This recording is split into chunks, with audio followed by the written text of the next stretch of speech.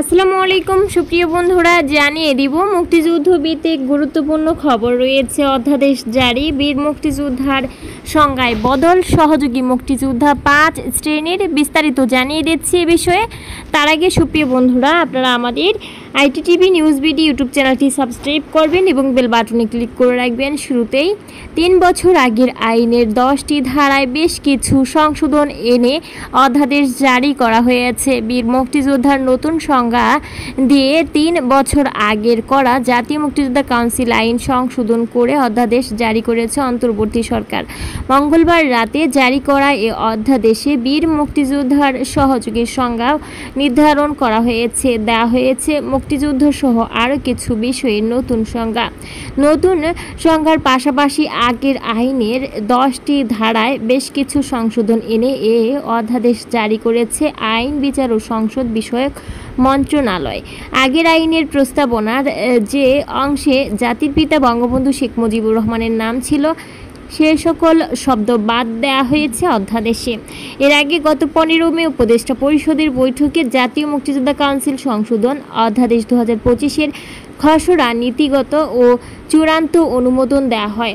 অধ্যাদেশে মুক্তিযুদ্ধ বলতে 1971 সালের 26 মার্চ থেকে 16 ডিসেম্বর পর্যন্ত একটি স্বাধীন গণতান্ত্রিক রাষ্ট্র হিসেবে বাংলাদেশের জনগণের জন্য সাম্য, মানবিক মর্যাদা ও সামাজিক ন্যায় বিচার প্রতিষ্ঠার আকাঙ্ক্ষায় হানাদার ও দখলদার পাকিস্তানি সশস্ত্র বাহিনী এবং তাদের সহযোগী রাজাকার আলবদর আল-শামস, মুসলিম লীগ, জামায়াতে ইসলামী, নিজাম ইসলাম এবং দালাল ও শান্তি কমিটির বিরুদ্ধে পরিচালিত যুদ্ধকে বোঝানো হয়েছে।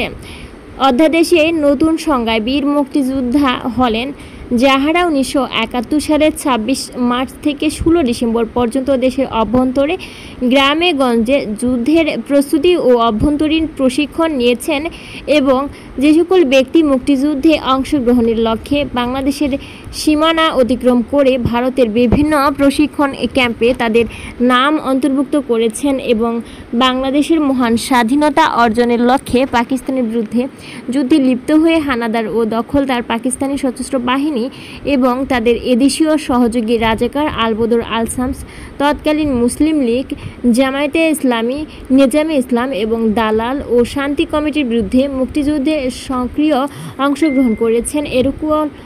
এরূপ সকল বেসামরিক নাগরিক ওই সময়ে যাদের বয়স সরকার নির্ধারিত সর্বনিম্ন বয়সের মধ্য এবং সশস্ত্র বাহিনী, east Pakistan rifles, EPR, police বাহিনী, মুক্তি বাহিনী, প্রবাসী বাংলাদেশ সরকার, মুজিবনগর সরকার, উক্ত সরকার কর্তৃক স্বীকৃত অন্যান্য বাহিনী, নৌ কমান্ডো, কিলো ফোর্স আনসার সদস্যরা বীর মুক্তিযোদ্ধা হিসেবে অন্তর্ভুক্ত।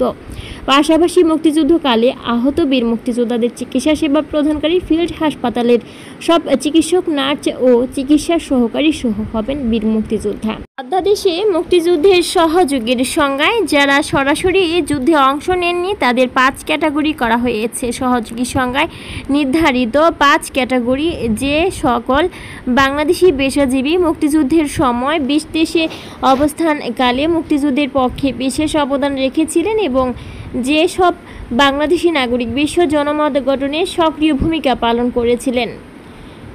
সুপ্রিয় বন্ধুরা, এ ছিল মুক্তিযুদ্ধ ভিত্তিক সর্বশেষ গুরুত্বপূর্ণ খবর। পরবর্তীতে মুক্তিযুদ্ধ বিষয়ক আপডেট খবর পেতে আমাদের আইটিটিভি নিউজ বিডি ইউটিউব চ্যানেলটি সাবস্ক্রাইব করবেন এবং বেল বাটনে ক্লিক করে রাখবেন। বেল বাটনে ক্লিক করার ফলে আপনার স্মার্টফোন ও কম্পিউটারে সক্রিয়ভাবে সকল ভিডিও নোটিফিকেশন পৌঁছে যাবে।